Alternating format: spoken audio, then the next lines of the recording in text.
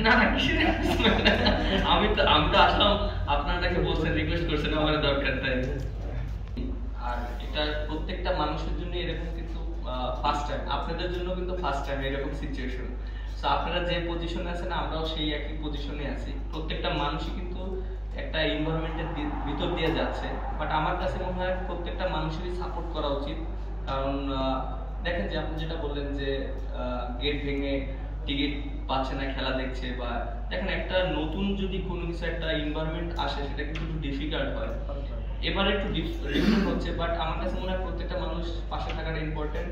আর যেহেতু যে প্রবলেমগুলো হচ্ছে, আশা করি আমাদের যারা ক্রিকেট বোর্ডে আছে, যারা দায়িত্বে আছে, তারা এটা সুন্দরভাবে হ্যান্ডেল করবে। কারণ আলটিমেটলি দিন শেষে কিন্তু আমাদের সবার বদনাম হবে। সো আমরা যদি এই জিনিসগুলো যদি ঠিকঠাক মতন মেনটেন না করি, ঠিকঠাক মতন যদি আমরা ইউটিলাইজ না করতে পারি, তাহলে দিন শেষে আমাদের ক্রিকেটের জন্য বদনাম হবে এবং আমাদের সবার বদনাম হবে। সো আমাদের প্রত্যেকেরই দায়িত্ব এটা, যেন আমাদের বাংলাদেশের ক্রিকেটের যেন কোনো রকম বদনাম না হয়। আমরা যেন খুব সুন্দরভাবে, যেভাবে আমরা বাংলাদেশ ইন্টারন্যাশনাল পর্যায়ে সবাই ক্রিকেট খেলছি, ওয়ার্ল্ডের আমরা ভালো করে সবাই আমাদেরকে বাহবা দেয়, সেই জিনিসটা আমাদের প্রত্যেকটা মানুষের দায়িত্ব বজায় রাখা। অলরেডি 40% পেমেন্ট করে দিয়েছে। আর আমার সাথে ইকবাল ভাইয়ের সাথে কথা হয়েছে, তিনি বলেছেন এই সপ্তাহের ভিতরে হয়তো 30 থেকে 35% পেমেন্ট করে দিব। অলমোস্ট তো 70% এর কাছাকাছি আমরা সবাই পেয়ে যাব। দিন শেষে তো আমরা প্লেয়াররা ক্রিকেট খেলি অবভিয়াসলি টাকার জন্য, এবং আমরা দেখেন যে দিন শেষে যদি পারিশ্রমিক না পাই, এটা প্রত্যেকটা প্লেয়ারের জন্যই খারাপ।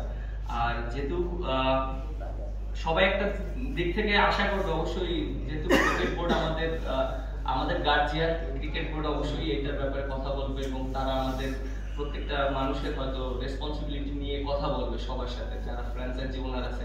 এবং সেই ক্ষেত্রে যদি প্রবলেম হয়, সবাই হয়তো ক্রিকেট বোর্ড একটা ভালো একটা সলিউশন দিবে আমার কাছে মনে হয়। ভাবে হয়েছে দেখেন যে এর আগে কিন্তু এরকম কখনোই হয়নি। আমার কাছে মনে হয় এই প্রথমই মনে হয় এরকম সিচুয়েশনটা ঘটেছে। বাট সবাই একটু মানে এর ভিতরে আছে, আপনি মানে সবাই যদি একটু চিন্তা করে যে না এখন আমাদের দেশ সেটেল নেই, এর জন্য মনে হয় হয়তো এই প্রবলেমগুলো হচ্ছে।